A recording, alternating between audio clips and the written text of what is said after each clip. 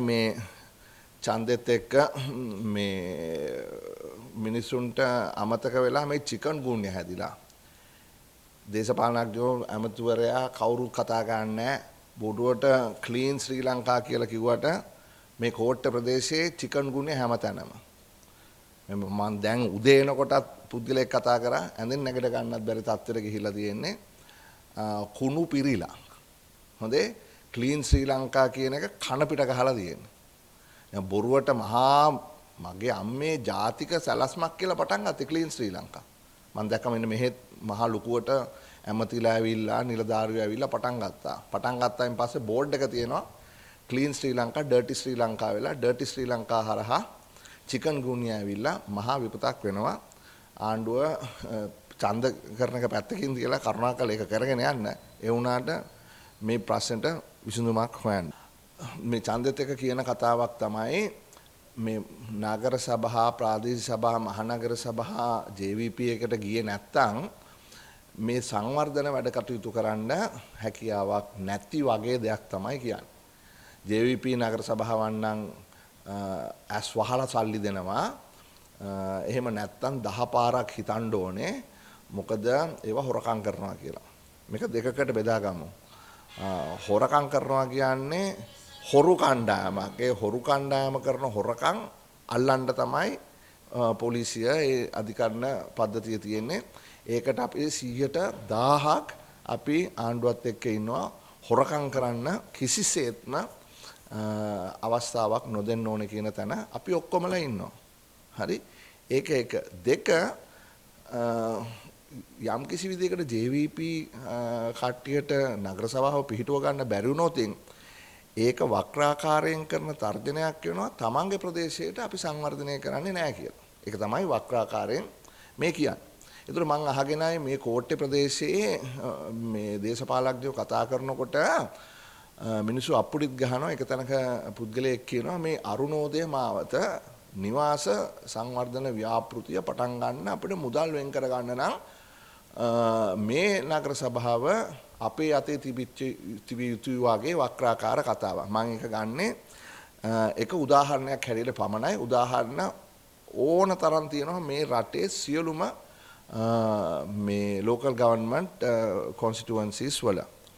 දැන් මේ අරුණෝදය මාවත ප්‍රොජෙක්ට් එක කියන්නේ 2017 18 කාලවල වල දීර්ඝ සාකච්ඡා කරලා ඒකෙන් ගෙවල් 300ක් හදන තමයි මේ ඔබේසේකරපුර අරුණෝදය මාවතේ වැඩ කටයුත්ත පටන් ගත්තේ ගෙවල් 300කට.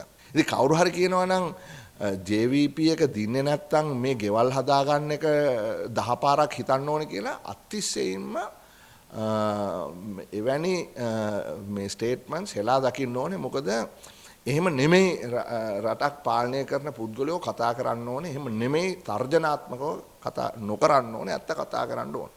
එතකොට මම පුද්ගලිකවම දන්න දෙයක් මේක. කවුරු හරි කියනවා නම් නෑ නගර සභාව බැරලාක්කත් JVP එකට ආවේ නැත්තම් මේ ගැන නැවත 10 පාරක් සාකච්ඡා කරන්න ඕනේ මේ වැඩේ කරගෙන යන්න කියන එක අතිශයින්ම ඒක අපි හෙලා දකිනවා ඒ වගේ ස්ටේට්මන්ට්ස් කරන එක සම්බන්ධයෙන්. මොකද එවකට නගර සභාව තිබුණේ එවකට අපි හිටියේ එක්සත් ජාතික පක්ෂේ නගර සභාවක් තිබුණේ පොහොට්ටුවට. ඉතින් පොහොට්ටුවේ නගර සභාවක් තිබ්බා වෙන ආණ්ඩුවක් වෙන පක්ෂයක් ආණ්ඩුවේ හිටියා. එතකොට යම් යම් දූෂණ සිද්ධ වෙච්ච බව අපි කවුරුත් දන්නවා. යම් කිසි විදියකට උත්සාහ කරනවා නම් කියන්න අරුණෝදය මාවතේ ෆ්ලැට් 300 හදාගන්න බැරි වෙනවා JVP එක මේ නගර සභාව දින්නේ නැත්තම් කියන එක අතිශයින්ම වැරදි සහගත ස්ටේට්මන්ට් එකක්. දැන් ඊළඟට පටන් ගත්ත ගියාණ්ඩුවෙන් උරුමය කියලා වැඩසටහන. දැන් අපේ සමගි ජන බලවේගයේ මැතිවරණ ප්‍රකාශනයේ අපි කිව්වා අපි උරුමයේ වැඩ පිළිවෙල ඉස්සරහට අරගෙන යනවා කියලා. මොකද උරුමය කියන්නේ? උරුමය කියන්නේ නොයෙකුත් රජයේ නොයෙකුත් ඔප්පු මත Tamanට ලැබිලා තියෙන ඉඩම සින්නක් කරව Tamanට දෙන එක.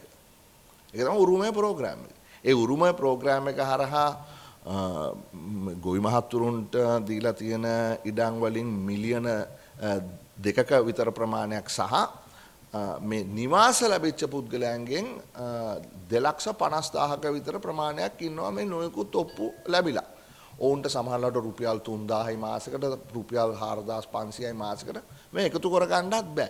එකතු කරගන්න යන ඇඩ්මිනිස්ට්‍රේටිව් කොස්ට් එක වැඩි සමහර වෙලාවට ගෙවන රෙන්ට් එකට වඩා.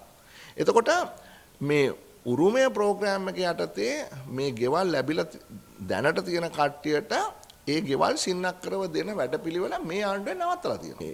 යම් ෆ්ලැට් ප්‍රමාණයක් තියෙනවා නම් ඒ ෆ්ලැට් වල සින්නක්කර අයිතිය ඒ පවුලට ලබා දෙන වැඩපිළිවෙලේ අපි ඉන්නවා. එහෙමම තමයි අරුණෝදය මාවතේ. හරි?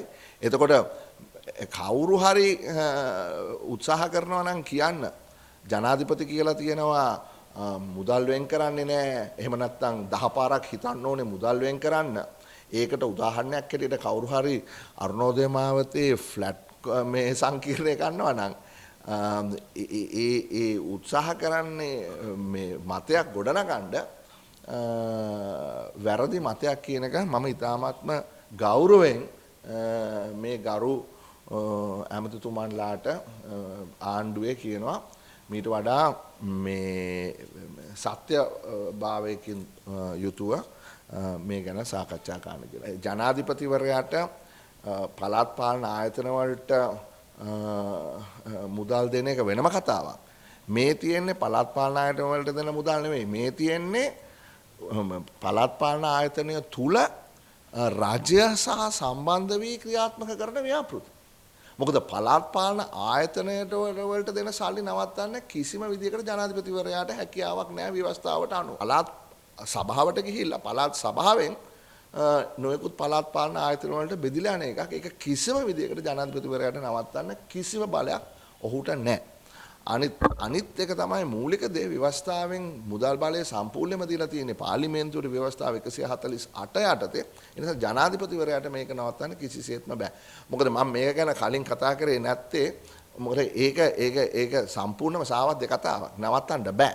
නවත්තන්න පුළුවන් දේවල් තමයි අර මම කිව්වේ එහෙමත් නැත්නම් 10 පාරක් හිතන්න ඕනේ කියලා රාජ්‍ය සමග සම්බන්ධ වෙලා කරන වැඩපිළිවෙල. නගර සභාව අපේ පක්ෂ නැති නිසා මේ සල්ලි හොරකම් කරනවා ඒ නිසා අපි දෙන්නේ නැහැ කියන කතාව හරිම අවදගත් කතාවක්. හරි. මම කැමති ජනතාව දැනුවත් කරන්න ඔය වලට රැවටෙන්න එපා. හරි අපේ අසරණ ජනතාව රැවටිලා හෙම්බත් වෙලා තියෙනවා. ඒ නිසා තවත් රැවටෙන්න එපා.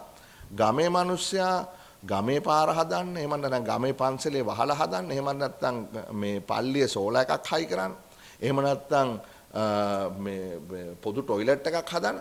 මේ වගේ වැඩවලට තමයි මේ නගර සභාව කුණු ගෙනියන එව්වට අමතරව මේ අර ව්‍යාපෘති හැටියට දෙන්නේ.